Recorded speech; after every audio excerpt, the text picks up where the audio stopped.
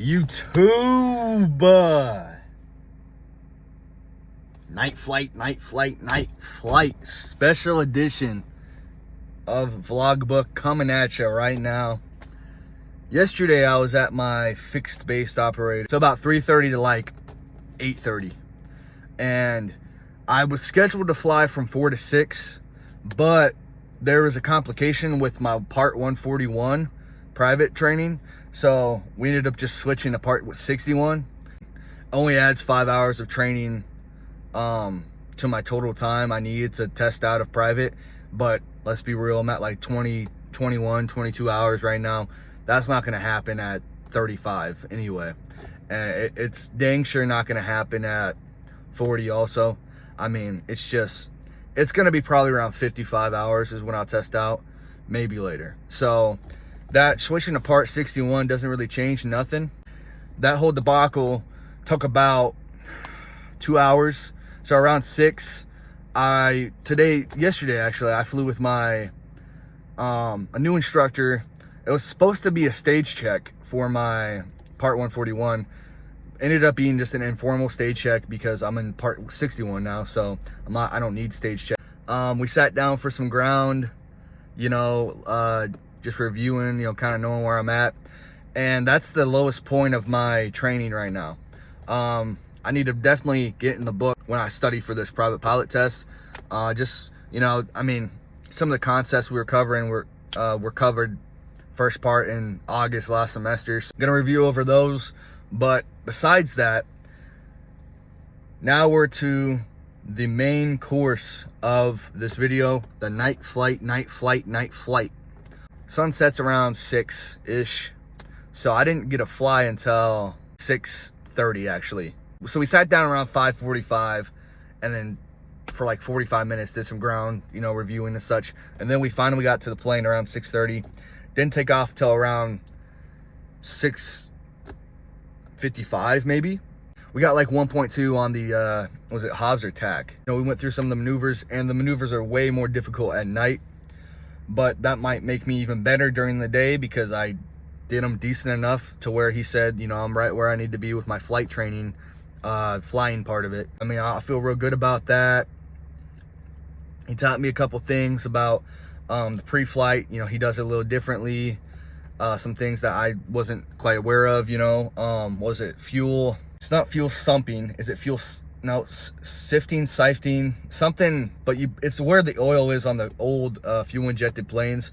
They're not on the carbureted planes. And it's a little thing you pull and it just pretty much gets all the soot and water or whatever from the bottom of the tanks. And it just comes out the bottom. And that's just a more, efficient way to fuel sump, because when you fuel sump, you're not always getting all of it. Water could still be in the back of the tanks, so they're not always coming up.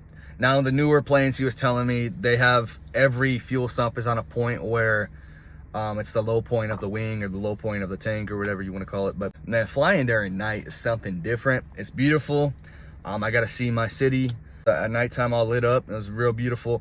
It's kind of like you're flying above an ocean, man. Like you can't, when you're just flying above, nothing, no light, it's like, man, kind of an abyss beneath you. It's pretty cool, So yeah, no, I flew with him, did some maneuvers, some stalls and steep turns, pattern work, etc. But yeah, no, it was pretty good. He called my instructor, and my instructor called me right after. He's my main instructor, and let me know that, he just got off the phone with him, and I'm right where I need to be as far as flight training goes, and we'll catch up on the books. I mean, I was going to need to anyway for my private exam, because I have to take it this semester.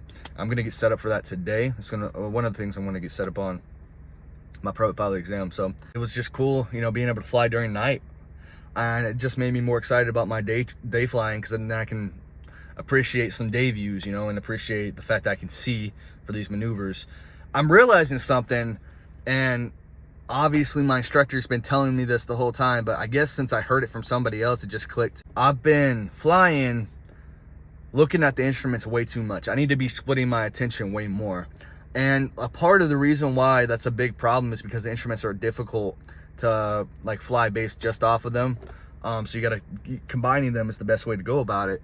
but I've been doing that, and they've been warning me not to, because if you're just looking at the instruments during private, you're gonna miss the views during instrument because you got to put the foggles on. Another thing, I didn't know that they have a light on the cabin or whatever on the side. I mean, we chose red for after takeoff, but when we're doing all the pre-takeoff checklists and all that, before takeoff, taxi checklist, we just had the white on. But once you started flying, the red made it easier to kind of see and look outside and not have so much, I guess, contrast. But yeah, it just blended it better once you started flying. So yeah, besides that, I don't know what else to talk about. This is just my first night flight. I'm real excited to keep training. I'm real excited to get started up next week again. We don't have any availability on either of our schedules this week, so we're gonna start up again next week. I gotta get those scheduled. But yeah, so stay tuned and keep watch for more videos coming out.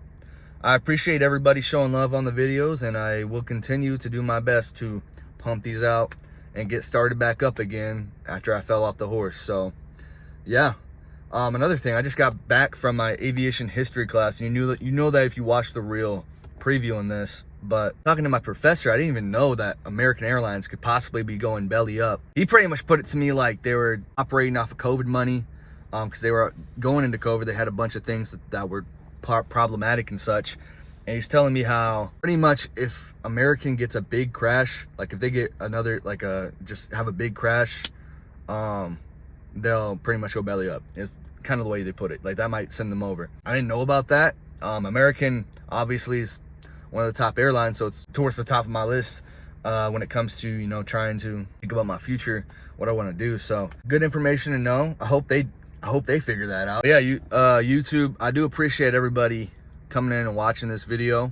I do really enjoy making these videos, so you guys show your support. That shows me that you guys enjoy watching them, so I appreciate everybody showing support. And yeah, just stay in tune for more, and hope you guys have a great rest of your day. All right, goodbye.